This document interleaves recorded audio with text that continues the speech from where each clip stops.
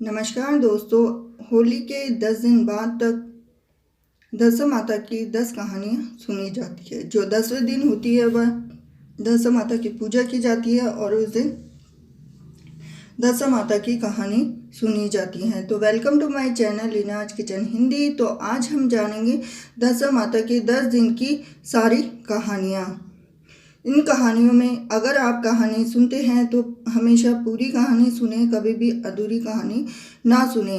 और अगर आप मेरे चैनल पे नए हैं तो वीडियो को सब्सक्राइब जरूर करें, लाइक शेयर एंड कमेंट जरूर करें। तो चलिए फ्रेंड्स, शुरू करती हूँ। सबसे पहले जो दशा माता की पहली कहानी है वो हम शुरू करते हैं। सबसे पहले दशा माता की पहली कहानी। जय हो दशा माता की।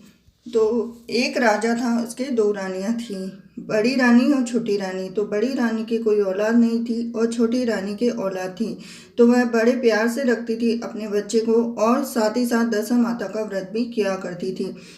और जो उसका बालक दिया हुआ था वह दशा माता का ही दिया हुआ था। तो वह बड़ी रानी छोटी रानी से बहुत ही ईर्ष्या करती थी, जलन रखती थी उससे।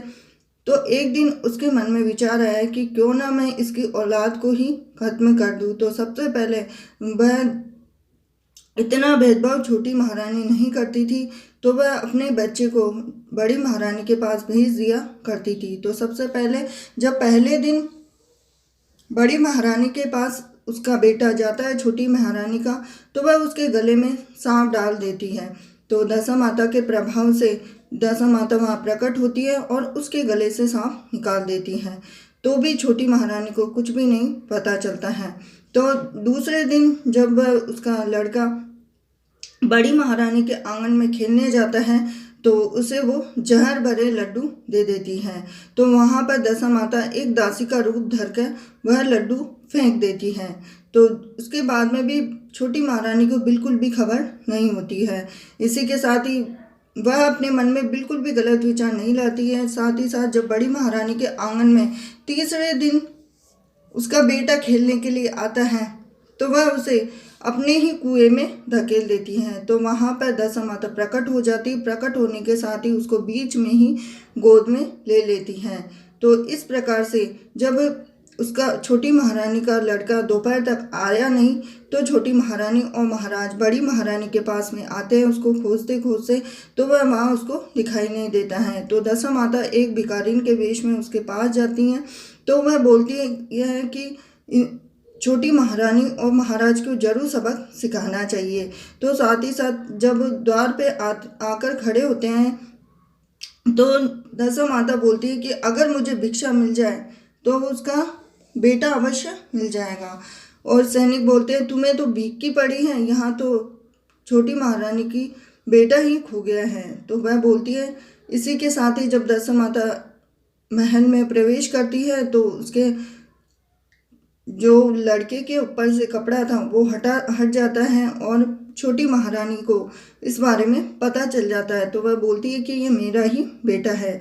तो तुरंत ही दशा माता प्रकट हो जाती है, उनको बोलती है कि दशा माता की जो बड़ी महारानी है वो तुमसे ईर्ष्या रखती है, तुमसे जलन रखती है। और इसी कारण से जब पहले दिन उसके पास जाता है तो सांप उसके लड़के के गले में डाल देती। दूसरे दिन जाती है तो उसके लड्डू भरे जहर उसको दे देती है और तीसरे दिन उसको कुएं में धकेल देती है। इस तरह से दशा माता बोलती है उनको। दशा माता के प्रभाव से वह सारे नगर में सभी को दशा माता का व्रत करने का सलाह देती है और साथ ही साथ सारी स्त्रियों को आभूषण वितरित करके और सभी औरतों को दशा माता का व्रत करने और उनका डोरा लेने की सलाह देती है। इस तरह से ये थी दशा माता की पहली कहानी। जय हो दशा माता की।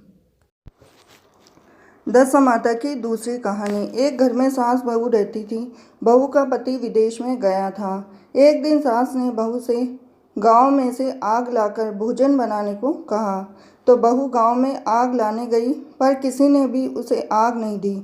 उससे कह दिया कि जब तक दशा माता की पूजा नहीं होती तब तक आग नहीं मिलेगी। तो बेचारी बहू खाली हाथ लौट आई। उसने सास को बताया कि गांव भर में आज दशा माता की पूजा है, इसलिए कोई आग नहीं दे रहा है। तो साथ ही साथ इतना होने पर शाम हो जाने पर सास आग लेने गांव में गई तो स्त्रियों ने उसे आराम से बैठाया और कहा कि सुबह तुम्हारी बहू आग लेने आई थी, परंतु हमारे यहाँ पूजा नहीं हुई थी, इसीलिए आग नहीं दे सकी। सास आगे चलकर अपने घर पहुंची कि एक आदमी बछड़ा लिए आया और उसके पीछे ब्याई कलोरी गाय थी। स्त्री ने उससे पूछा कि ये गाय क्या पहली ब्याई है? तो आदमी ने उत्तर दिया हाँ। उसने फिर पूछा कि बछड़ा है या बछिया? तो उसने जवाब दिया कि बछड़ा है।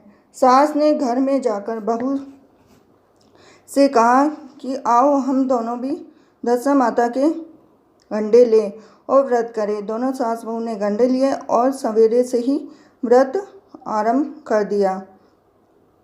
इसके पश्चात 9 व्रत पूरे हो जाने पर 10वें दिन गंडे की पूजा की तो सास बहू दोनों ने मिलकर गोल गोल 10-10 और कुल 20 फेरे बनाए। 21वां एक बड़ा फेरा गाय को दिया। पूजन समाप्त होने पर सास बहू दोनों पारना करने बैठी। उसी समय बुढ़िया के बेटे ने विदेश से आकर दरवाजे पर आवाज़ लगाई। आवाज़ सुनकर माँ ने मन में सोचा कि क्या हर्ज है, उसे जरा देर से ठहरने दो, मैं पारना करने के बाद किवाड़ खोलूँगी।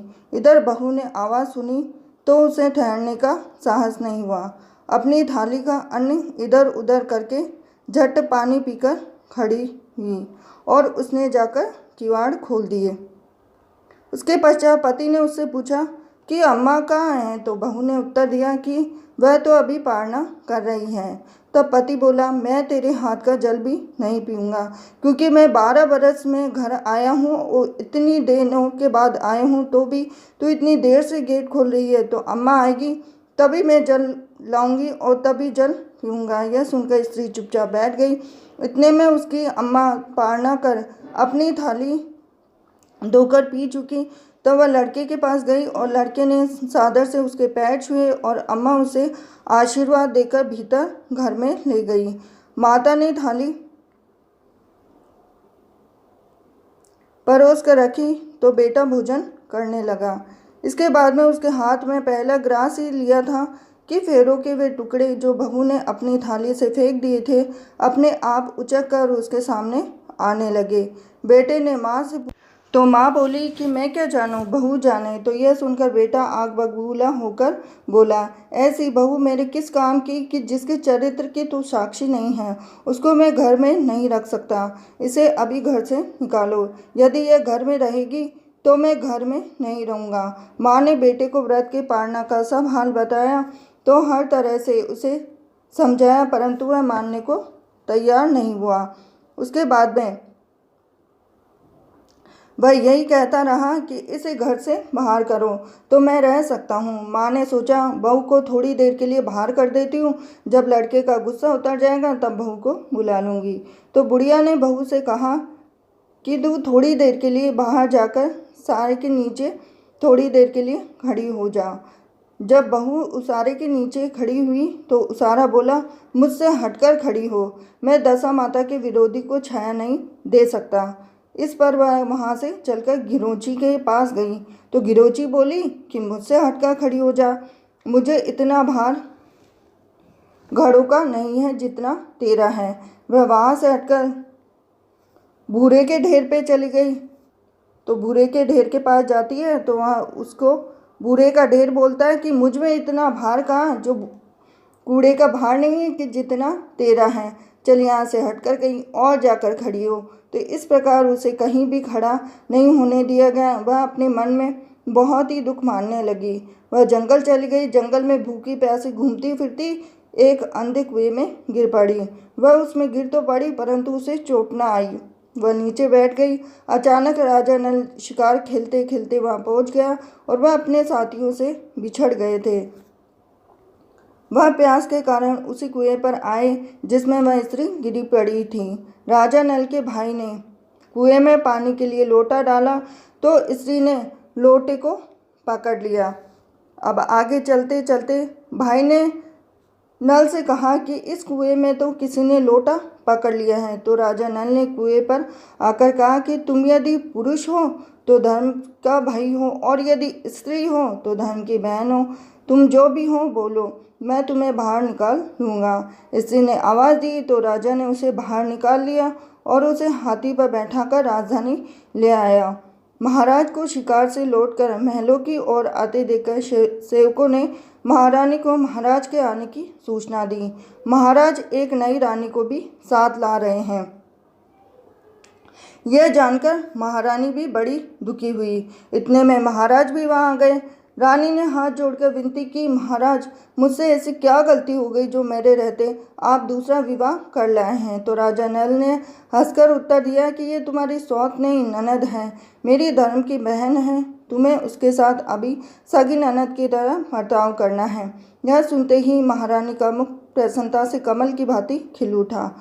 वह बोली, अब तक मैं ननद का सुख नहीं जानती थी, अच्छा हुआ जो मुझे भाग्य से ननद भी मिल गई। राजा ने उसका नाम मुँह बोली बहन रखा। उसके लिए अलग से महल बनवाया। उसके लिए अब सुखपूर्वक बीतने लगे।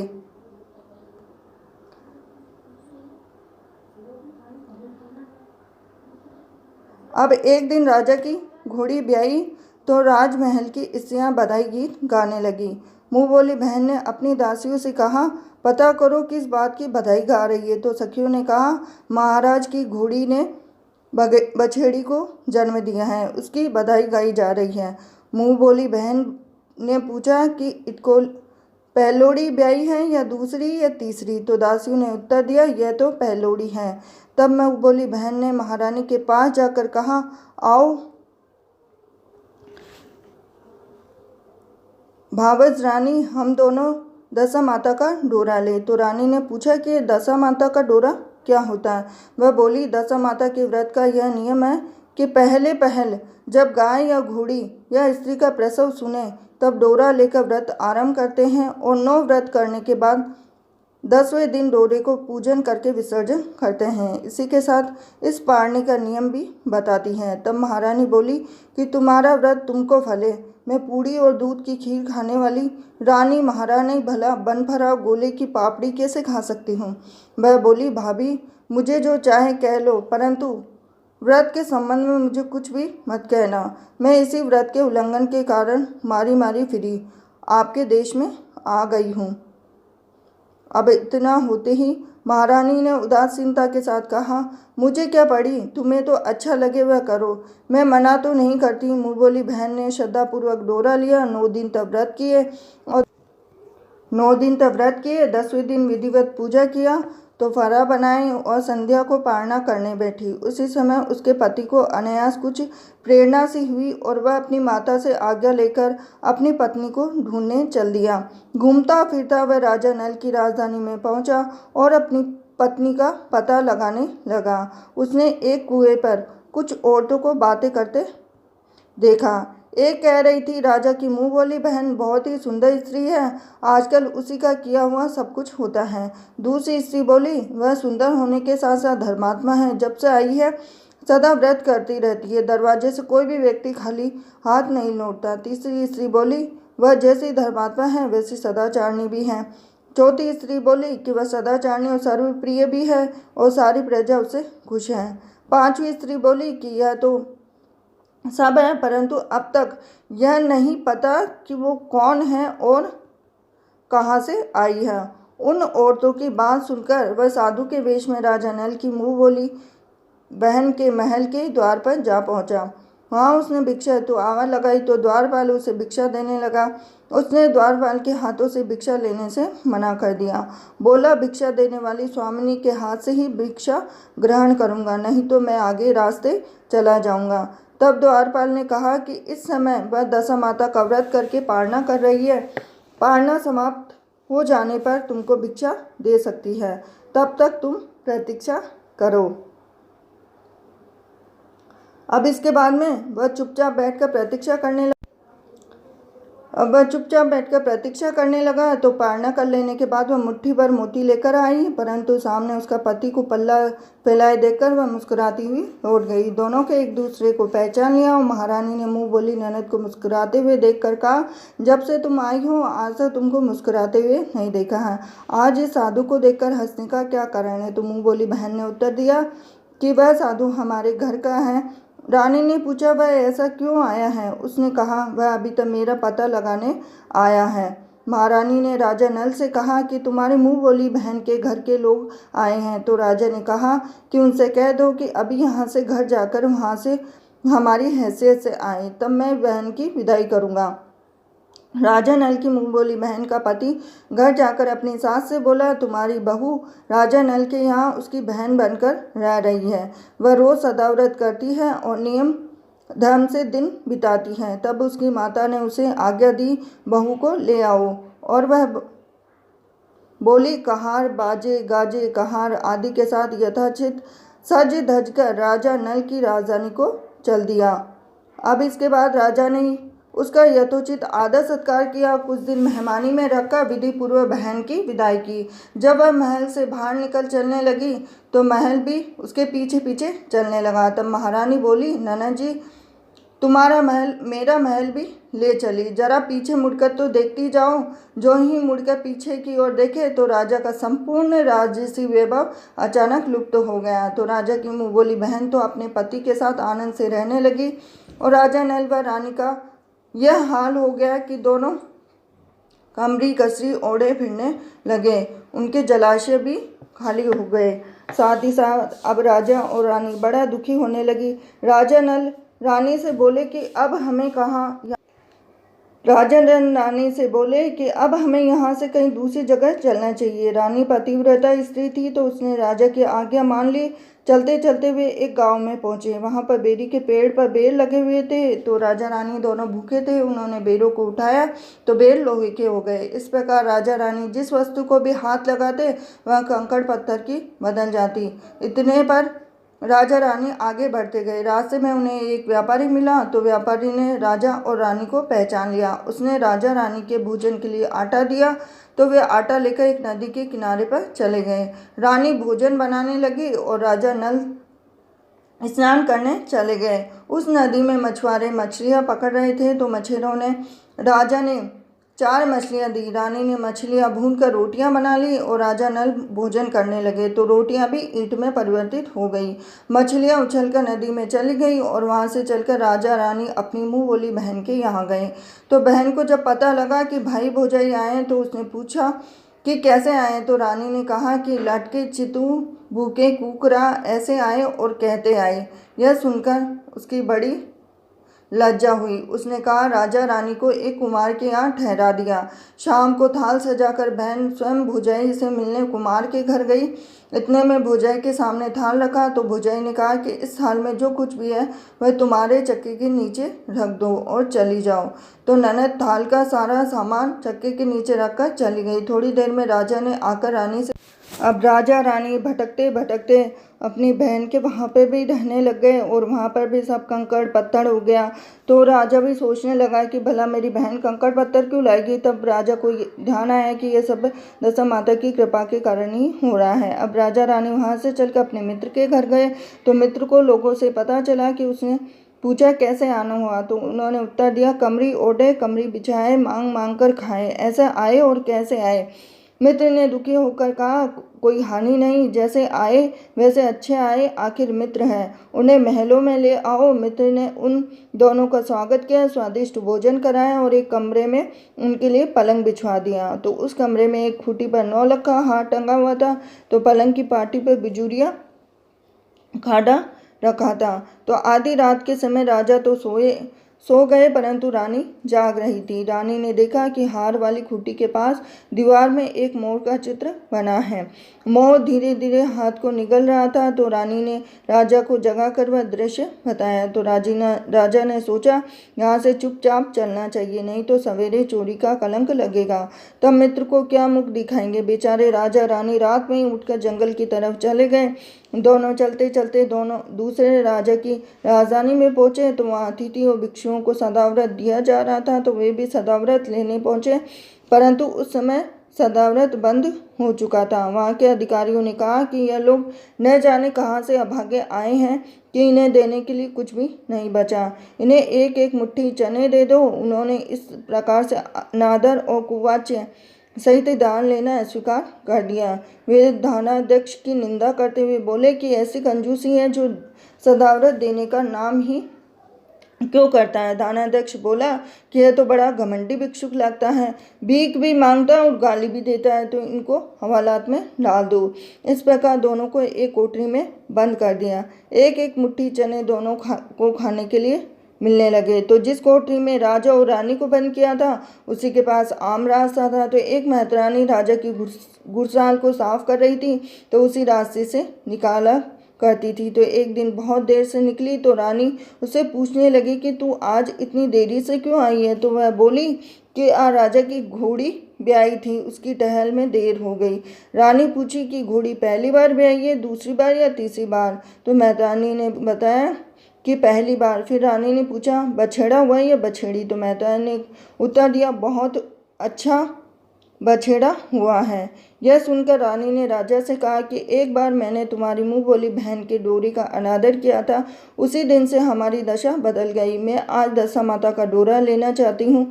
तो राजा ने कहा कि यहाँ पूजा की सामग्री कहाँ से आएगी, उसके नियम धर्म का पालन कैसे होगा।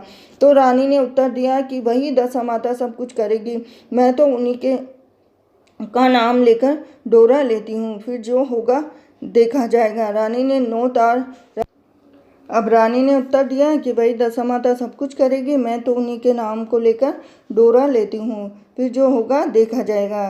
रानी ने 9 तार राजा की पगड़ी से और 1 तार अपने आंचल का लेकर डोरा तैयार किया। और राजा ने नल दमयंती को कोठरी में बंद देखकर पूछा कि वे लोग कौन हैं, इनका क्या अपराध है। पहरेदारों ने कहा कि ये लोग भिक्षा लेने आए थे या आपको आशीर्वाद देने के बदले गालियां दे रहे हैं। इस कारण दानाध्यक्ष ने इन लोगों को कैद में डाल दिया। तो राजा ने कहा कि इनका कोई अपराध नहीं, इनको मनवांछित भिक्षा न मिली होगी, इसीलिए ये गालियां देने लगे होंगे। इनको संतुष्ट करना चाहिए था, न कि कैद में डाल देना चाहिए। इनको अभी रिहा करो। राजा की आज्ञा से उसी समय दोनों को कोठरी से निकाल दिया। और राजा ने अपने गांव में पद्म और माथे पर चंद्रमा देखकर पहचान लिया, यह तो राजा नल और रानी दमयंती हैं। इस पर उसने दोनों से हाथ जोड़कर क्षमा मांगी और हाथी पर बैठाकर अपने महल में ले गया। कुछ दिन तक राजा के यहाँ रहकर उन दोनों ने पूरे राज्य से ठाट बाट के साथ अपनी राजधानी की ओर प्रस्थान किया। और रास्ते में वे पहले अपने मित्र के यहाँ गए। तो मित्र ने राजा नल के आने की खबर सुनकर लोगों से पूछा मित्र आए तो कैसे आए। तो लोगों ने कहा अब की बार तो रात से ठाट बाट के साथ हाथी घोड़े डंक का निशान पालकी पीनस और फौज को साथ लेकर आए हैं। और मित्र ने कहा कि अच्छी बात है, आने दो, मेरे लिए तो जैसे तब थे वैसे अब है, आखिर है तो मित्री। राजा रानी मित्र के महल में गए तो मित्र ने सबको आदर सत्कार के साथ उसी स्थान पर ठहराया जिस पर पहले ठहराया। आधी रात के समय जब राजा सो रहे थे तो रानी पैर दबा रही थी। तब रानी ने कहा कि मोर का चित्र जो पहले हार निकल गया था उसे उगल रहा है। तो रानी ने राजा को जगाकर यह दृश्य दिखाया। तो राजा नल ने अपने मित्र को बुलाकर यह दिखाया। मित्र बोला कि मैंने तुमको ये तब भी चोरी की इल्ज़ाम नहीं लगाया और अब भी नहीं लगाता हूँ। यह दृश्य कुदशा का फल था। आप निश्चित ही रहिए, मेरे मन में कोई मैल नहीं है। मित्र के यहाँ से चलकर राजा रानी अपनी मुँह बोली बहन के यहाँ गए। तो उसने जब सुना कि राजा भैया आए हैं तो उसने लोगों से पूछा कि कैसे आ रहे हैं। तो लोगों ने कहा जिस प्रकार राजा को आना चाहिए उसी प्रकार से आ रहे हैं। तो उसने कहा उनको मेरे महल में ले आओ। जब राजा नल का हाथी बहन के महल की ओर बढ़ा तब रानी ने कहा कि आप अपनी बहन के घर जाइए, मैं तो उसी कुमार के घर रहूँगी जिसके यहाँ पर पहले ठहरी थी। तो राजा ने कहा जिस कारण इतने दुख उठाए तुम फिर उससे झगड़ा मोल लेना चाहती हो, यह तुम अच्छा नहीं कर रही हो। परंतु रानी नहीं मानी तो वह कुमार के घर पर भी ठहरी। राजा बहन के घर चले गए तो शाम को राजा की बहन भावच के लिए थाल सजा कर लेके आई। तो उसने भावच के सामने थाल रख दिया। भावच सोने चांदी के गहने उतारने लगी तो कहने लगी खाओ रे मेरे सोने चांदी के गहने खाओ, हम भूखे नंगे क्या खाएंगे। यह उलाना सुनकर ननद बोली कि यह बोली किस पर कसती हो, तो मुझसे जो कुछ हो सका सो तब लाई थी, भाई अब भी लाई हूँ। तो विश्वास न हो सके तो चक्के के नीचे अब भी देख लो। सचमुच चक्के के नीचे देखा तो माणिक मोती का ढेर लगा हुआ था। रानी यह सब देखकर सन्न रह गई। वह बोली, ननद जी तुम्हारा कोई दोष नहीं, यह तो मेरी कुदशा का परिणाम था। रानी ने ननद का लाया सब सामान अपनी तरफ से सब कुछ जयराज ननद को वापिस दे दिया, परंतु पूजा का न्योता देना भूल गई। तो वहाँ से चलकर राजा गाय के पास गए और गाय ने सेना सहित राजा को भर पेट दूध पिलाया और वहाँ से आगे चलकर वे नदी के तट पर पहुँचे तो वहाँ पड़ाव डाला, भोजन बनवाया।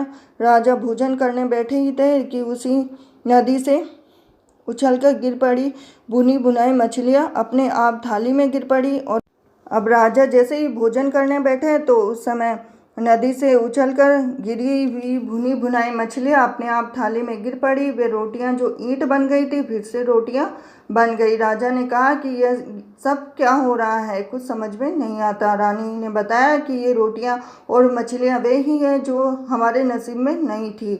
मैं यदि आपसे उस समय कहती तो तली हुई मछलियां उछल गई और रोटियां ईंट बन गई तो आप कभी भी इसे सच न मानते। इसी प्रकार मुझे बहाना बनाना पड़ा। अब राजा रानी अपनी राजधानी की तरफ आगे बढ़े। जब राजा की फौज अपनी राजधानी के समीप पहुंची तो लोगों ने समझा कि दूसरे राजा ने राजधानी पर आक्रमण कर दिया, तो वे घबरा गए। वहां के लोग नजराना लेकर राजा से मिलने गांव के बाहर आए, परंतु यह क्या है, यह तो अपने ही राजा है। तो लोगों की प्रसन्नता का ठिकाना न रहा। वे श्रद्धा भक्ति के साथ महाराज के आगे चलकर उन्हें अपने महल में ले गए। राजा रानी ने महल में प्रवेश किया और रानी ने तुरंत दशा माता की पूजा का प्रबंध किया और उस समय नगर में सब सौभाग्यशाली स्त्रियों को बुलाया और भगवती के भोजन के लिए सब प्रकार के पकवान बनाए गए और आटे की 10 बत्तियां, 10 शक्कर की गुंजिया और 10-10 अठाइयाँ सुहागनों के आंचल में डाल दी। सुहागनों का श्रृंगार आदि करके दशा माता की पूजा आरंभ की और इस पर पंडितों ने कहा कि कोई न्योता पाने वाला न्योतनी को नहीं रह जाए, स्मरण किया जाए। उसके आने पर दीपक जल गया और रानी ने सोचने विचारने लगी कि ननद न्योतने से रह गई, तो पंडित जी से कहा कि उसे तुरंत बुलाया जाए। तो राजा ने अपना द्रुतगामी रथ भेजकर अपनी मुँह बोली बहन को बुलवाया। उसके आते ही कलश का माणिक दीपक प्रज्वलित हो गया और बड़ी धूमधाम से पूजा की गई। अंत में सुहागनों को भी भोजन कराकर विदा कर बड़ी धूमधाम से पूजा की गई और सुहागनों को भोजन कराकर विदा कर दिया गया। और राजा ने राज्य में कहा कि मेरी प्रजा के लोग दशा माता का व्रत किया करें और भगवती माता ने किस प्रकार राजा नल के दिन फेरे उसी प्रकार से सबके दिन फेरे। दशा माता की तीसरी कहानी। एक सास बहू थी। एक दिन सुबह सास ने बहू से कहा कि जाओ आग लगाकर भोजन बनाओ, बड़ी भूख लगी है। बहू हाथ में कंडी लेकर आग लेने गांव में गई। उस दिन गांव भर में दशा माता की पूजा थी, इसलिए किसी के यहाँ से भी आग नहीं मिली। वह खाली हाथ लौटकर आई। शाम होने पर वह पड़ोसन के पास जाकर बोली कि मेरी सास तो दशा माता का डोरा नहीं लेती, परंतु अब की बार मैं डोरा लेना चाहती हूँ, मुझे पूजन की विधि भी बता देना।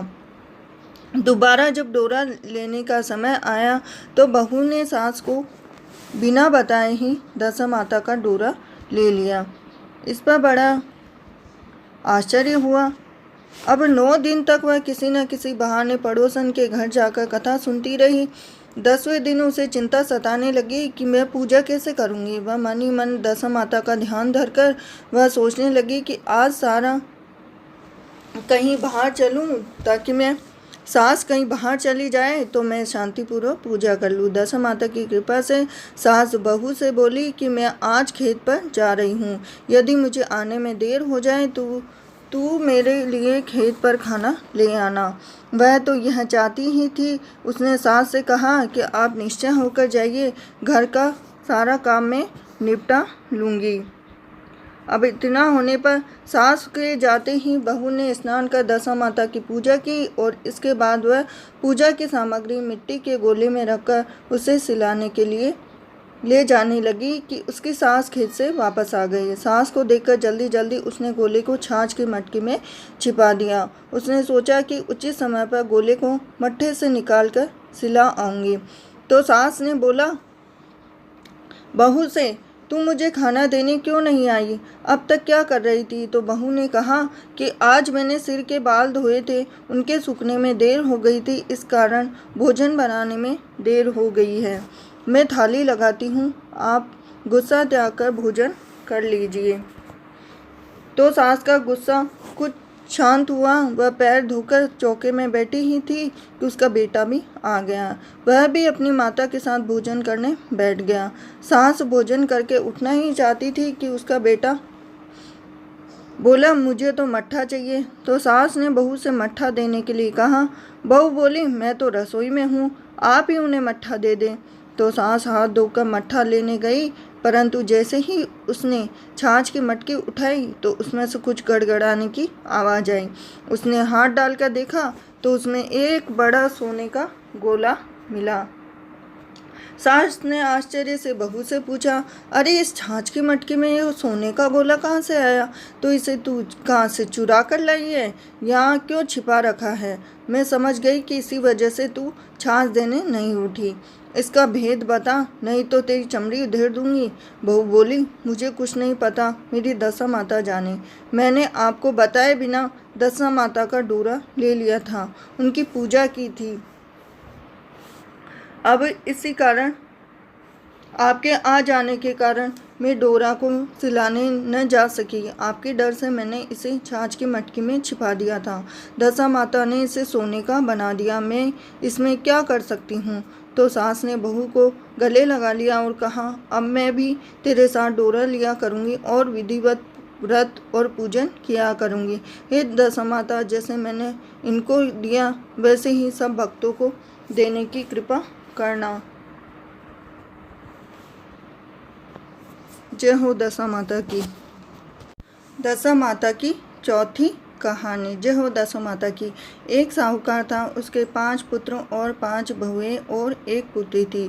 पुत्री का विवाह हो चुका था, परंतु उसका गौना नहीं हुआ था, इसलिए वह अपने माता पिता के घर में रह रही थी। एक दिन साहूकार की पत्नी दशा माता का डोरा लेने लगी तो उसकी बहुओं ने भी डोरे लिए। तो बहुओं ने अपनी सास से पूछा, क्या ननद के लिए भी डोरा लेना है? तो सास ने कहा, हाँ।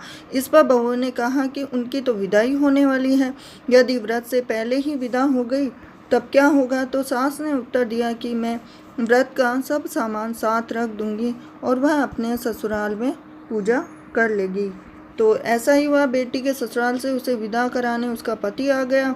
तो माँ ने बेटी को विधि पूर्वक विदा किया और उसकी पालकी में पूजा का सब सामान रखवा दिया। लड़की अपने ससुराल पहुंची तो घर के आंगन में गलीचा बिछाकर बिठाया। पास पड़ोस की महिलाएं नई बहू को देखने आने लगी। सब उसकी सुंदरता और गहने कपड़ों की प्रशंसा करने लगी। किसी की निगाह उसके गले में बंधे डोरे पर पड़ गई तो वह बोली कि बहू की माँ तो बड़े टोटके वाली है। सबकी निगाह उसकी बात सुनकर उसके गले में पड़े डोरे पर पड़ी। सभी स्त्रियाँ डोरे के बारे में कहने लगी। अब शाम को सास, ननद, देवरानी, जेठानी, घर की सभी स्त्रियां भी उसी डोरे की चर्चा करने लगी। सब डोरे की निंदा कर ही रही थी कि सुबह से शाम तक डोरे के बारे में सुनते सुनते बहू का जी उब गया। उसने डोरे को गले से उतारकर जलती हुई बोरसी में डाल दिया। डोरे के जलते ही सारे घर में आग लग गई और घर में रखा सब धन धान जल गया। सब आदमी अपने प्राण बचाकर घर से बाहर, घर का सब सामान जल गया। घर में अब न खाने को अन्न था और न पहनने के लिए वस्त्र बचे थे। इसीलिए दोनों पति पत्नी गांव छोड़कर रोजगार खोजने के लिए चल दिए। चलते चलते वे उसी गांव में पहुंच गए जहां की वह लड़की थी। लड़की ने अपने पति से कहा, तुम यहाँ बाहर झोंको और मैं भी कोई काम ढूंढती हूँ। पत्नी का कहना मानकर वह बाहर झोंकने लगा तो स्वयं एक कुएं की जगह पर बैठ गई। कुएं पर सारे गांव की स्त्रियां पानी भरने आया करती थी और उस लड़की की भावजें कुएं पर पानी भरने आई, परंतु उन्होंने अपनी ननद को नहीं पहचाना। वे उससे बोली, तुम तो किसी भले घर की लड़की मालूम होती हो, कुछ काम करना चाहती हो तो बोलो। तो लड़की बोली, काम तो करूँगी परंतु कोई नीच काम नहीं करूँगी। बड़ी ख्वाजा बोली, हमारी ननद ससुराल चली गई है, तुम हमारे बच्चों की देखभाल करती रहना और हमारे घर से जो सीधा लेकर अपना भोजन बना लिया करना।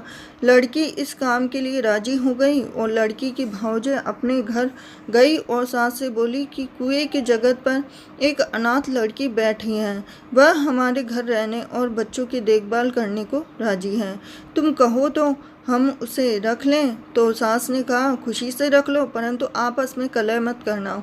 सब बहुएं राजी हो गई। वे वापस कुएं पर आई तो उसे घर ले गई। अब वह अपने भतीजे भतीजियों की देखभाल करने लगी और अपना जीवन निर्वाह करने लगी। अब एक दिन दशा माता के डोरे लेने का समय आया तो सास के कहने पर सब बहुओं ने डोरे ले लिए। तो बहुओं ने सास से पूछा कि क्या इस लड़की के लिए भी डोरा लेना है? तो सास ने कहा हाँ। तो बहुओं ने कहा, इसी प्रकार से ननद जी के लिए भी डोरा ले लिया था, परंतु पूजा से पहले ही उनकी विदाई हो गई। अब इस दुखिया लड़की को डोरा दिलाती हो, यदि यह पूजा से नहीं पहले चली गई तो क्या होगा? तो सास बोली, तुम्हारी ननद ने अपने घर जाकर पूजा की होगी। यह दुखिया लड़की पूजा होने तक इसी घर में रहेगी तो अपने साथ पूजा में शामिल हो जाएगी। यदि कहीं चली गई तो वहाँ पर पूजा कर लेगी। तो सर्वसम्मति से लड़की ने भी दशा माता का डोरा ले लिया। 9 दिन तक वह दशा माता की कहानी तथा व्रत पूजन शामिल होती रही। 10वें दिन लड़की की माता व बहुओं ने सिर से स्नान किया और घर में चौका लगाया, पूजा की सारी तैयारी करने लगी। तो लड़की बहुओं से बोली कि यदि कोई पुराना कपड़ा मिल जाए तो मैं भी स्नान कर लूँ। तो बहुओं ने अपनी सास से पूछकर अपनी ननद की साड़ी उस लड़की को दे दी। अपनी पुरानी साड़ी लेकर वह स्नान करने गई तो उसने सिर से स्नान करके साड़ी पहनी और घर आ गई। घर पर पूजा आरंभ हो गई थी। तो इस पर सास ने कहा, तुम्हारे मन में जो आता है भक्ति रहती हो तो पूजा के समय भी चुपचाप नहीं बैठा जाता है। चुप रहो, मुझे कह लेने दो, तुम्हारी बातों में कथा में विघ्न पड़ता है। बहू सो चुप हो गई। तो स्त्रियों को घर की सब स्त्रियों ने पारना किया, दुखिन ने भी पारना किया और इसके बाद स्त्रियां एक दूसरे का सिर गूंथने लगी। तो एक ने दुखिन का सिर गूंथना शुरू किया। वह बोली कि जैसे गूंथ हमारी सिर में है वैसी गूंथ हमारी ननद के सिर में थी। सास नाराज होकर बोली, तू मेरी बेटी का काम मुकाबला करती है। तो सास ने बहू को तो डांट दिया, परंतु उसकी बात मन में घर कर गई। उसने दुखिन से कहा कि आज रात को मेरे पास सोना। तो रात को जब बहू सो गई थी तो बुढ़िया ने दुखिन से पूछा कि तेरे पीहर में कभी कोई है? उसके जवाब दिया, मेरे 5 भाई भाभी भी हैं, तुम जैसे माता पिता थे। बुढ़िया ने पुनः पूछा, फिर क्या हुआ? तो दुखिन बोली, पीहर में मैंने दशा माता का डोरा लिया था तो उसके पूजन से पहले ही मैं ससुराल के लिए विदा हो गई और ससुराल में पहुंचकर मैंने गले में पड़े डोरे को देखकर वहां की स्त्रियां हंसी उड़ाने लगी। तब मैंने उस डोरे को आग में डाल दिया। उस डोरे के साथ सारा घर जलकर भस्म हो गया। हम दोनों भागकर इस गांव में आ गए। तो उसकी माँ ने पूछा कि तेरा पति कहाँ है? तो उसकी माँ ने पूछा कि तेरा पति कहाँ है? तो दुखिन ने बताया कि वह बड़बूजे के यहाँ भार जोगता है। दशा माता के प्रकोप से हमारी ये दशा हो गई है। तो बुढ़िया समझ गई यह दुखिन उसी की पुत्री है। तब बुढ़िया ने 5 बेटों को बुलाया और कहा कि यह उनकी छोटी बहन है। सवेरे होते ही माता के कहने पर 5 भाई बड़बूजे के यहाँ से अपने बहनों को लेकर आए। उन्होंने उसको स्नान कराया, उत्तम वस्त्र पहनने को दिए। कपड़े पहनकर वह सुंदर साहूकार दिखने लगा। तो वह कुछ दिन ससुराल रहकर अपने घर गया। घर पहुंचकर उसने देखा कि सब लोग पहले की तरह सुखपूर्वक रह रहे हैं।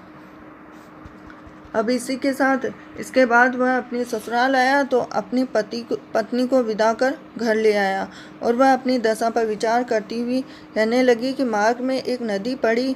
तो उस नदी में स्नान करके अप्सराएं दशा माता का डोरा ले रही थी।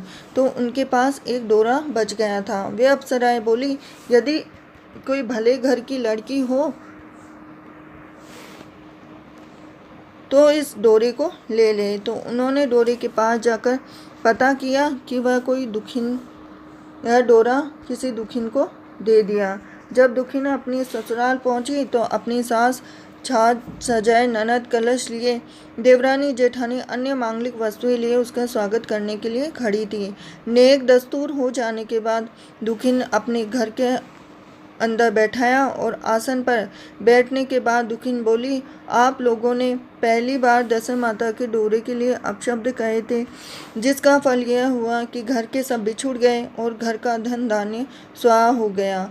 बड़ी मुसीबतें उठाने के बाद अब ठिकाने से लगे हैं। आप में से कोई भी अब मेरे दशा माता के गंडे की निंदा करने की भूल ना करे। जब मेरा व्रत हो तब सब श्रद्धापूर्वक पूजा करें। सबने खुशी खुशी उसकी बात मान ली और 9 दिन तक व्रत चलता रहा। 10वें दिन विधि पूर्वक उसने पूजा की गई और 7 सुहागनों को न्योता दिया और उनका श्रृंगार करके आंचल भरा। इस प्रकार दशा माता का पूजन समाप्त हुआ। जिस प्रकार दशा माता ने दुखिन के दिन फेरे, वैसे सब पर दया करना। जय हो दशा माता की।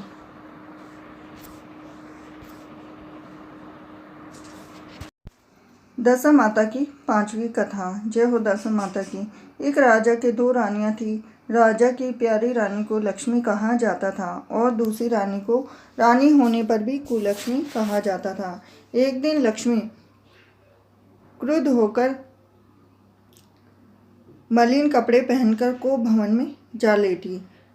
राजा ने लक्ष्मी से पूछा कि तुम कोप भवन में क्या पड़ी हो, तुम क्या चाहती हो? रानी बोली, कुलक्ष्मी को देश निकाला दिया जाए। कुलक्ष्मी रानी थी, इसलिए उसे देश निकाला देने से राजा को बदनामी होने का डर था। इसीलिए रानी को पीहर छोड़ आने की बात सोची। तो रानी ने पटरानी कुलक्ष्मी को एक रथ में सवार कराया और स्वयं घोड़े पर चढ़कर रथ के साथ चलने लगा। एक बीहड़ जंगल में पहुंचकर राजा ने रथ को रुकवाया और पालकी ढोने वाले को वहां से हट जाने को कहा। तो राजा रानी को उसी जंगल में छोड़कर घोड़े पर सवार होकर अपने महल में आ गया। कुलक्ष्मी को बाढ़ जोते सारी रात बीत गई। रानी को प्यास लगी, वह रथ से उतरकर पानी की तलाश में चल दी। तो रानी ने आसपास पानी खोजा, परंतु उसे कोई जलाशय नहीं दिखाई दिया। तो रानी ने एक सारस की जोड़ी को एक तरफ जाते देखा। रानी कुलक्ष्मी सारस के जोड़े के पीछे चल दी। अब चलते चलते वह एक नदी के किनारे पहुंच गई। रानी ने सोच आदि से निवृत्त होकर नदी में स्नान किया और जल पीकर अपनी प्यास बुझाई। उस समय कुछ स्त्रियां भी स्नान कर रही थी। स्नान करने के बाद स्त्रियां दशा माता का डोरा ले रही थी, तो उनके पास एक डोरा बच गया। उन्होंने रानी से डोरा लेने का अनुरोध किया। रानी डोरा लेकर रथ में आकर बैठ गई। दशा माता ने रानी की परीक्षा लेने के लिए एक बुढ़िया का वेश धारण कर रथ के पास आई। वह रानी से बोली कि बेटी, तुम यहाँ बैठी क्या कर रही हो? तो रानी ने बुढ़िया से कहा कि पहले तुम बताओ कि तुम कौन हो? अब बुढ़िया ने उसको उत्तर दिया, मैं तो तुम्हारी मौसी हूँ। तो रानी उसके गले लगकर रोने लगी। उसने अपनी विपदा भरी कहानी बुढ़िया को बता दी। तो रानी ने बुढ़िया से कहा, अब मुझे केवल तुम्हारा ही सहारा है, मेरी रक्षा करो। तो दशा माता की कृपा से उसी जगह शहर बस गया। रानी के भाई भावेज आदि सारा मायका आप ही वहाँ प्रकट हो गया। तो रानी ने अपने पीहर के साथ मिलकर 9 दिन तक दशा माता की कथा और कहानियाँ सुनाई और 10वें दिन डोरे की पूजा होनी थी। तो उस दिन सवेरे उठकर दशा माता ने रानी से नदी में स्नान करने के लिए कहा। तो वहाँ तुमको स्वर्ण कलश मिलेगा, तुम उसे ले लेना। जो डोली तुमको लेने आए उसमें बैठ जाना। किसी से यह मत पूछना कि यह डोली किसकी है। तो रानी नदी में स्नान करने लगी। तो नदी में स्नान करके बाहर निकली तो वहाँ पे 2 स्वर्ण कलश नदी के किनारे रखे मिले। उसने उनके पास रेशमी वस्त्र रखे थे। उन वस्त्रों को रानी ने पहन लिया और वह चलने को तैयार हुई। तो उसे डोली आती दिखाई दी। वह डोली में बैठ गई और अपने घर पहुंच गई। घर पहुंचकर उसने माया के परिवार की सब महिलाएं सहित दशा माता की डोरे की पूजा की और सुहागिनों को भोजन कराया। इसके बाद उसने पारणा किया। अब रानी अपने पीहर में आनंदपूर्वक सबके साथ मिलजुल कर रहने लगी। कुछ समय बाद राजा को रानी कुलक्ष्मी का ध्यान आया। जिस दिन मैं रानी को जंगल में छोड़कर आया था, तब से उसका कोई समाचार नहीं मिला। चलकर देखना चाहिए कि रानी कुलक्ष्मी का क्या हाल है। तो मंत्रियों ने राजा को समझाया कि अब रानी से मिलना आपके लिए ठीक नहीं होगा, परंतु राजा ने मंत्रियों की बात पर कोई ध्यान नहीं दिया और वह घोड़े पर सवार होकर उस स्थान पर पहुंचा जहां पर रानी को छोड़कर आया था। तो राजा को यह देखकर बड़ा आश्चर्य हुआ कि वहां सघन वन था, परंतु वहां रमणीक बस्ती बस गई। और राजा ने लोगों से पूछा कि यह कौन सी नगरी है। तो लोगों ने बताया कि यह कुलक्ष्मी का नगर है। अब तो राजा के आश्चर्य का ठिकाना ना रहा और वह बार बार सोच रहा था कि क्या यह नगर मेरी पटरानी कुलक्ष्मी का नया नगर है। तो राजा ने कुलक्ष्मी के महल के पास जाकर सूचना भिजवाई कि उनसे अमुक देश का राजा मिलना चाहता है। तो रानी ने राजा से मिलने को मना कर दिया, परंतु मौसी ने उसे समझाया कि हिंदुओं में तो पति को परमेश्वर माना जाता है, तुम्हारे लिए यही उचित है और यथाशक्ति उनका आदर और सत्कार करो। मौसी के कहने पर रानी कुलक्ष्मी ने राजा को महल में बुलवाया और दोपहर में राजा को भोजन पर बुलवाने के साथ ही राजा के साथ नाई भी था। रानी राजा और नाई को भोजन कराने लगी। पहली बार रानी ने नाई के पर भोजन किया और नाई ने रानी के पैर पर एक छींटा लगाया। रानी इस भेद को नहीं समझ सकी कि नाई ने उसके पैर पर रायते का छींटा क्यों मारा।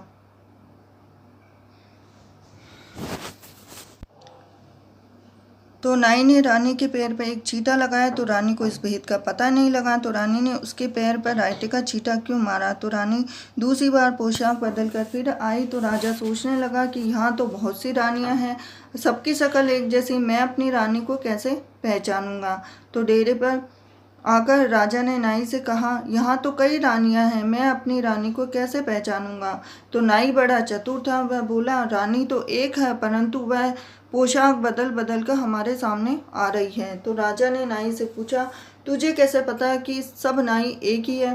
तो नाई बोला कि मैंने उसे देखा है कि रायते का छींटा मारा था, तो वह 3 बार कपड़े बदलकर हमारे सामने आई, परंतु वह छींटा पैर पर तीनों बार लगा था। अगले दिन रानी ने राजा को अपने महल में बुलवाया और राजा को अपनी मेज पर बिठाकर खाने के लिए पान का बीड़ा दिया।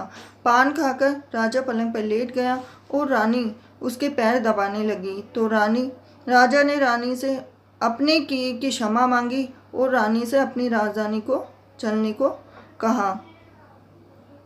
रानी ने कहा कि आप किस मुंह से मुझे चलने के लिए कह रहे हैं। आप तो मुझे जंगल में अकेला छोड़ गए थे, आप तो मेरी सौत के कहने में आकर मेरा परित्याग कर चुके थे, तो आप तो मेरी मौसी का किया धरा है, इसी कारण यह सब अनुभव मुझे प्राप्त हुआ है, वरना आप तो मेरा सर्वनाश कर चुके थे।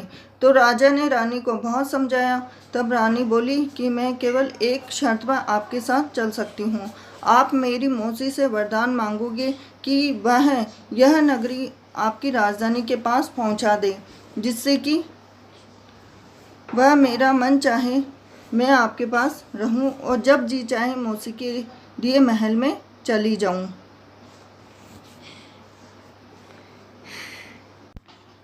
मेरी मौसी बड़ी दयालु है, संभव है कि वह हमारी बात मान जाए। राजा ने दशा माता मौसी से प्रार्थना की। मौसी ने राजा की बात मानकर दोनों शहरों को पास पास स्थापित कर दिया, मानो एक दूसरे के जैसे ही हैं।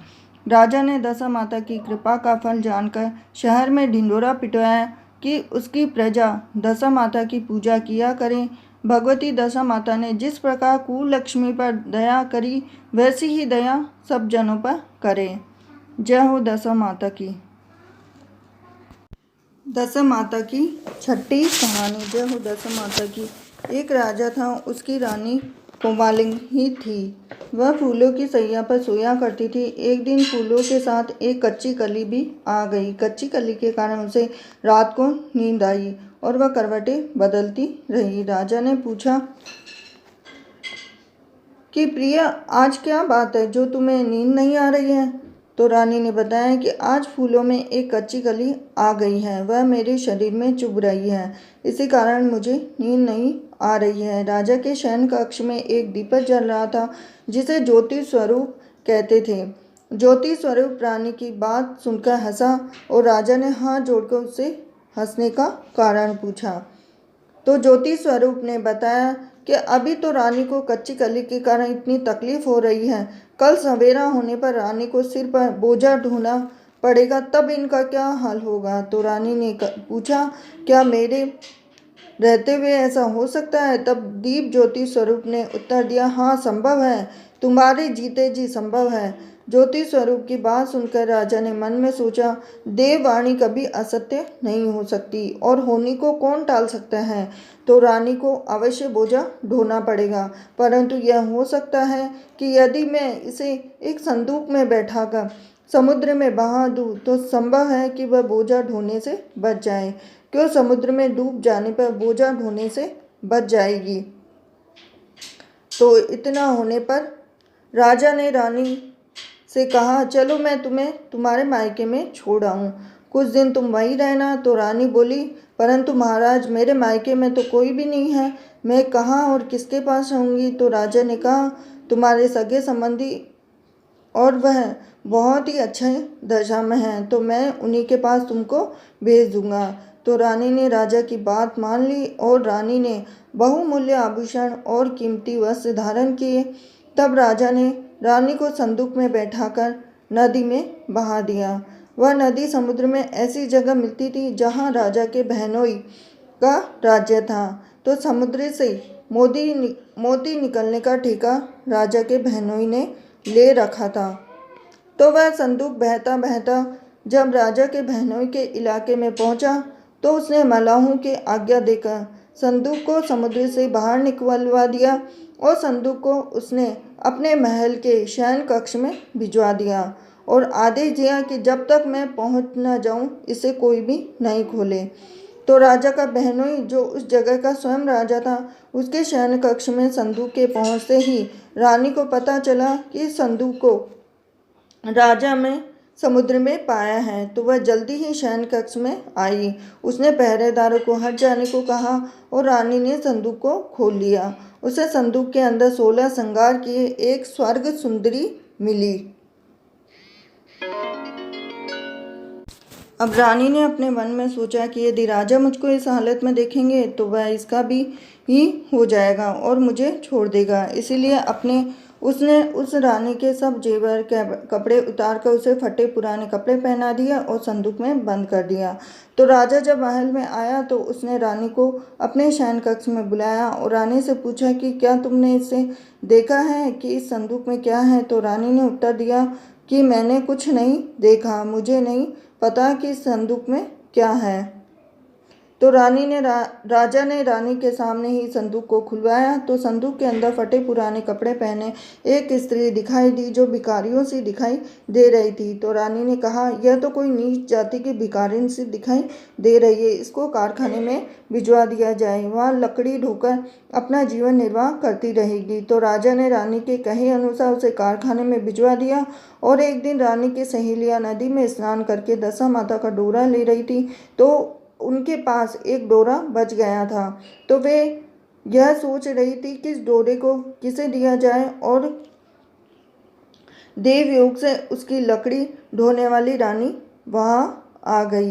तो उन्होंने उसे रोककर पूछा, बहन यदि तुम उच्च वर्ग की हो तो हमारे से दशा माता का डोरा ले लो। तो रानी कहा कि मुझे डोरा लेने में कोई हर्ज नहीं है, परंतु मुझे तो खाने भर को नहीं मिलता, मैं इस डोरी की पूजा कैसे करूँगी।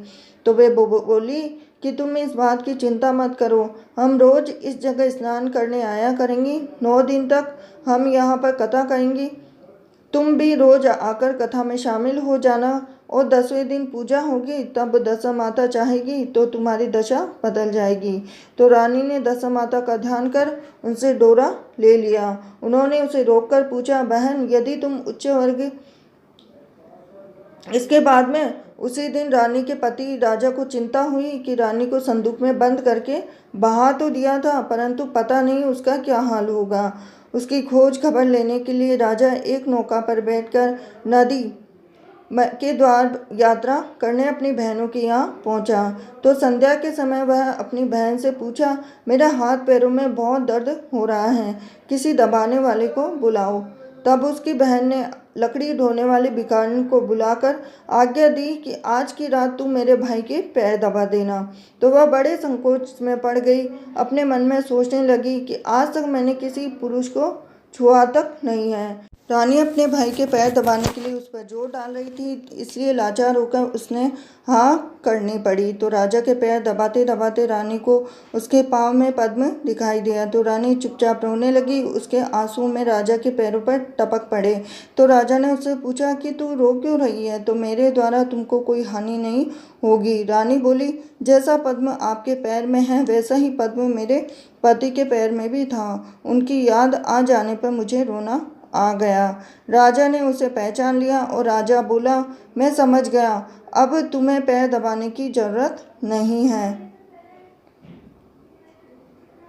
तुम्हारे भाग्य में जो लिखा था वह तुम्हें भोगना ही पड़ा। मैंने उसे टालने के लिए जो उपाय किया उसका नतीजा उल्टा ही निकला। तुम्हें मेरे जीते जी लकड़ियाँ ढोनी पड़ी। राजा ने अपनी धोती उतारकर रानी को दे दी और रानी को एक कोने में जाकर सो गई। सवेरा हुआ परंतु अतिथि राजा सोकर नहीं उठा और न पैर दबाने वाली दासी ही कमरे से बाहर निकली। तो राजा की बहन को चिंता होने लगी कि थोड़ी देर बाद दासी कमरे से बाहर निकली और कारखाने में काम करने चली गई। तो रानी ने कमरे में जाकर अपने भाई को जगाया और उसका भाई बोला, मेरी तबीयत ठीक नहीं है, मेरा सिर दर्द कर रहा है, अभी मैं आराम करना चाहता हूँ। रानी ने पूछा कि आखिर बात क्या है। तो राजा ने कहा कि मैंने तुम्हारे भाविज को जानबूझकर संदूक में बैठाकर तुम्हारे पास इसलिए भेजा था कि इसे यहाँ आराम से रखा जाएगा, परंतु उसे तो यहाँ लकड़ियाँ ढूंढनी पड़ रही है, तो उसके तुम्हारे गहने उतारकर उसे रास्ते की भिखारिन बना दिया। उसकी बहन बोली, मैंने उसे पहचाना ही नहीं। उसने दासियों को भेजकर उसे चुपचाप अपने पास बुलवाया। उसके आने पर बहन ने अपनी भाभी से माफ़ी मांगी और उसके पैर पकड़ लिए और कुछ दिनों तक वह अपनी बहन के पास रहकर रानी को साथ लेकर राजधानी लौट आया। तो रानी ने अपने महल से पहुंचकर सुहागनों को न्योता दिया। बड़े धूमधाम से दशा माता के डोरे की पूजा की और नगर में ढिंडोरा पिटवाया कि आज से अमीर गरीब सब दशा माता का डोरा लिया करें और श्रद्धापूर्वक पूजा किया करें। जिसके पास पूजन पारण के लिए धन की कमी हो तो वह हमारे कोठार से ले जाया करे। जिस प्रकार रानी के दिन दशा माता ने फेरे, वैसे ही सब की दशा को ठीक करे। जय हो दशा माता की जय। दशा माता की 7वीं कहानी। एक वृक्ष पर 2 पक्षी रहते थे। उनके कोई संतान नहीं थी। अन्य पक्षी मादा पक्षी को बांझ कहकर घृणा करते थे। मादा चिड़िया बच्चा होने के कारण बहुत ही दुखी रहती थी। एक दिन वह अपनी स्थिति पर विचार करती हुई अकेली नदी पर पानी पीने गई, तो वहाँ पर स्त्रियाँ दशा माता का डोरा ले रही थी। उनका एक डोरा बच गया था। उन्हें कोई उच्च वर्ग की स्त्री नहीं दिखाई दी जिसे वह डोरा दे देती। उन्होंने सोचा कि इस चिड़िया के गले में डोरे को बांध देते हैं। यह यहाँ रोज आकर कथा सुन लिया करेगी और इसे पूजन की विधि बता देंगे, तो यह भी पूजन के दिन पूजा कर लेगी। तो उन्होंने चिड़िया के गले में दशा माता का डोरा बांध दिया और उसे समझाया कि प्रतिदिन 9 दिन तक यहाँ आकर कहानी सुन लिया करो। अब प्रतिदिन 9 दिन तक यहाँ आकर कहानी सुन लिया करेगी। तो 10वें दिन 21 गेहूं के दाने लाकर उसने एक दाना दशा माता के नाम से नदी में डाल देना और शेष 20 दाने तुम स्वयं खा लेना। चिड़िया ने 9 दिन तक नियम पूर्वक दशा माता की कहानी सुनी और 10वें दिन स्त्रियों द्वारा बताई गई विधि के अनुसार डोरा एवं एक गेहूं का दाना नदी में डालकर पारना किया। अब इसी के साथ कुछ दिनों तक उस चिड़िया के बच्चे हुए तो दूसरी चिड़ियों को बड़ा आश्चर्य हुआ कि इसके बच्चे होते ही नहीं, अब बच्चे कैसे होने लगे। तो चिड़िया बोली, जब मुझे बच्चे नहीं होते थे तो सब मुझे भांज कहकर दुत्कारती थी, अब मुझे दशा माता की कृपा से बच्चे होने लगे। तो चिड़ियों के पूछने पर उसने दशा माता का डोरा लेने का सारा हाल कह सुनाया और पूजा की विधि बताई। तब से जंगल की सारी चिड़िया दशा माता का व्रत करने लगी। जय हो दशा माता की। तो रुकिए, दशा माता की 8वीं कहानी।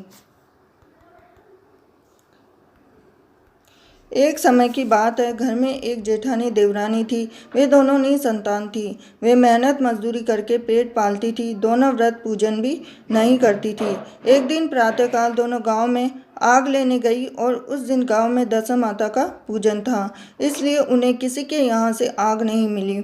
तो जेठानी देवरानी से बोली कि आज हम दोनों का व्रत रहेगा, शाम को आग मिलने पर ही रसोई बनाकर भोजन करेगी।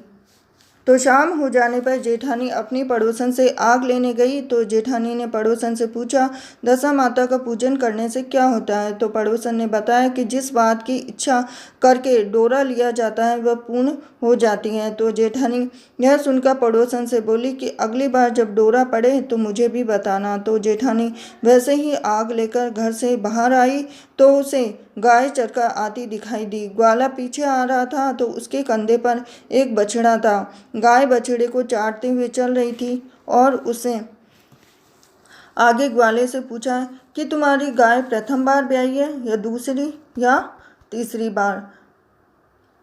तो ऐसा बोलने पर ग्वाले ने बताया कि पहला ब्याहता है। उसने फिर पूछा, गाय ने बछड़ा दिया या बछिया। तो ग्वाला ने कहा कि बछड़ा है।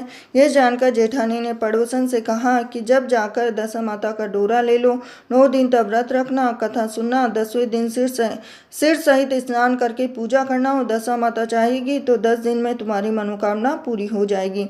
जेठानी ने घर जाकर सारी बातें देवरानी को बताई तो दोनों ने दशा माता से मनौती मांगी कि यदि हम दोनों के संतान होगी तो हम सुहागिनों को न्योता दुरई कराएंगे और दोनों ने दशा माता के डोरे ले लिए।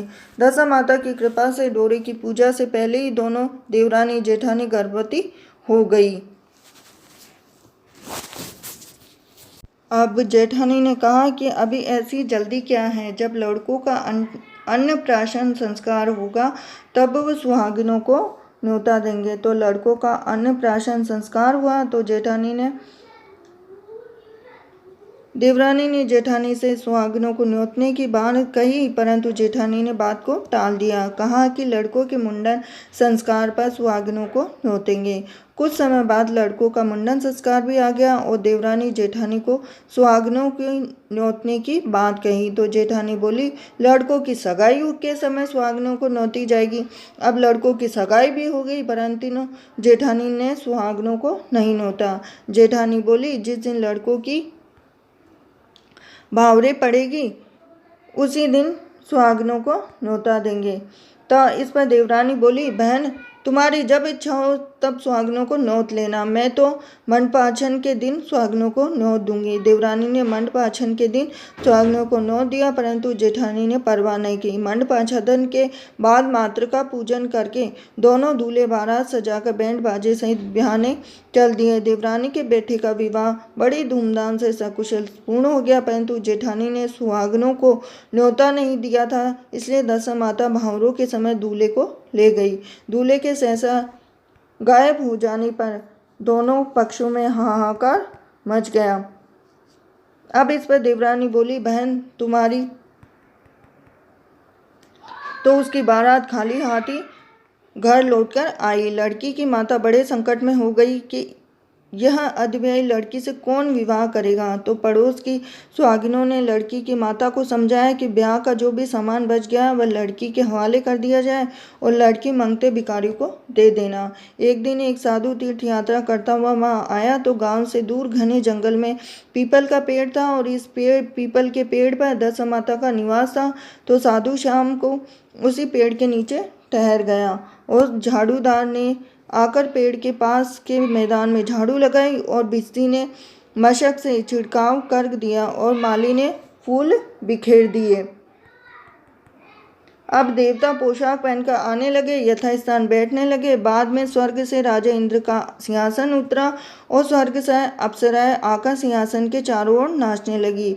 दशा माता अद्भुत लड़के को गोद में लेकर पीपल के पेड़ के नीचे उतरी और इंद्र के साथ स्वर्ग से एक सूरा गाय भी आई। उसने 2 गिलास दूध दिया और लड़की के अधब्याई के भाग का 1 गिलास अलग रख दिया और दूसरा गिलास का दूध पी लिया। अप्सराओं का नाच गाना होता रहा और दशा माता लड़के को गोद में लेकर बैठी रही। और प्रातःकाल होते ही देवताओं का दरबार खत्म हुआ और साधु भी वहां से चलकर गांव में आया। अब इसके बाद में साधु गांव में भिक्षा मांगते मांगते अद्वैय लड़की के घर पहुंचा और लड़की ने आदर पूर्वक साधु को बैठाया और भोजन तैयार किया। लड़की ने 3 पत्तल परोस कर रखा। पहला पत्तल अद्वैय अपने पति के लिए, दूसरा पत्तल बाबा जी के सामने रखा और 1 पत्तल अपने सामने रखी। और बाबा ने कहा, वाह, जो बात मैंने रात को वहाँ देखी वही बात यहाँ भी देखने को मिल रही है। तो लड़की ने पूछा, क्या है बाबा जी?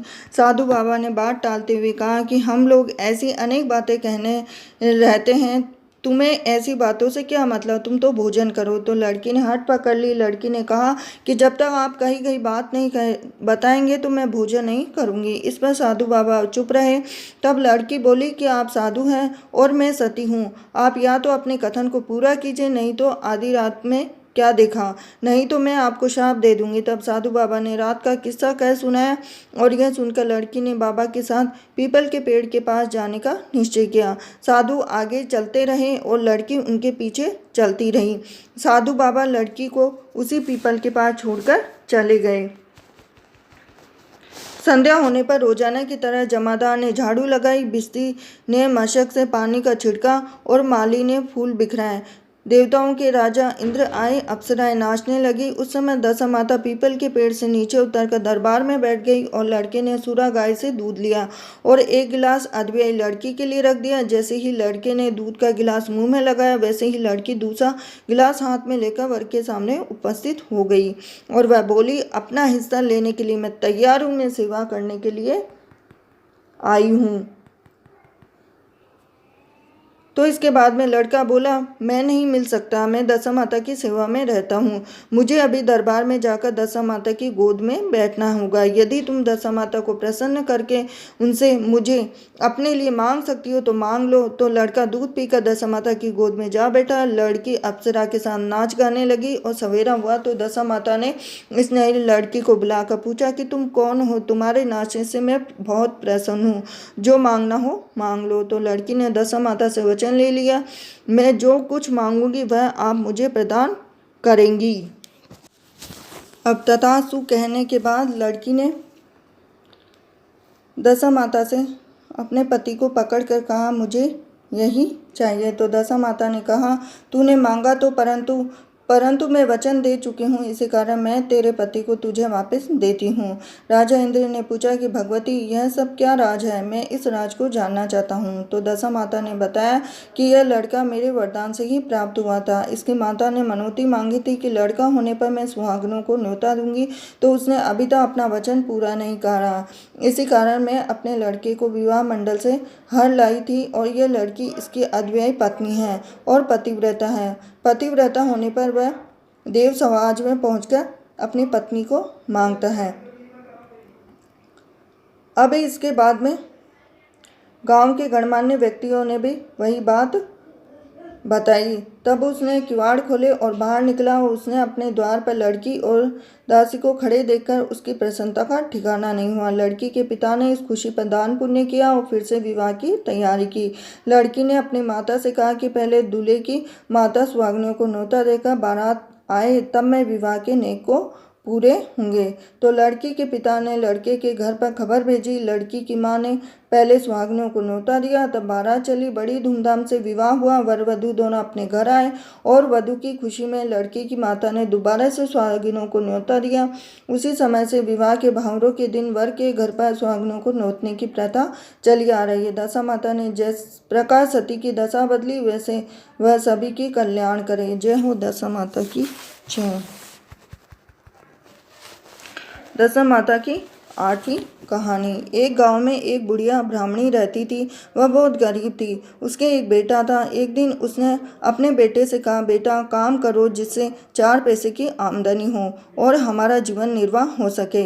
अब मैं बुढ़ापे के कारण अपने पैरों ने जवाब दे दिया है। तब लड़का गांव वालों के जानवर चराने लगा। एक दिन लड़का पशुओं को पानी पिलाने नदी पर ले गया और वहां पर महिलाएं स्नान करके दशा माता का डोरा ले रही थी तो उनके पास एक डोरा बच गया। तो एक स्त्री ने पूछा कि लड़के से पूछो कि वह किसका है। यदि वह उच्च वर्ग का हो तो वह बचा हुआ डोरा इसी को दे देना। तो एक स्त्री लड़की से पूछने लगी, तुम्हारे घर में कौन कौन है?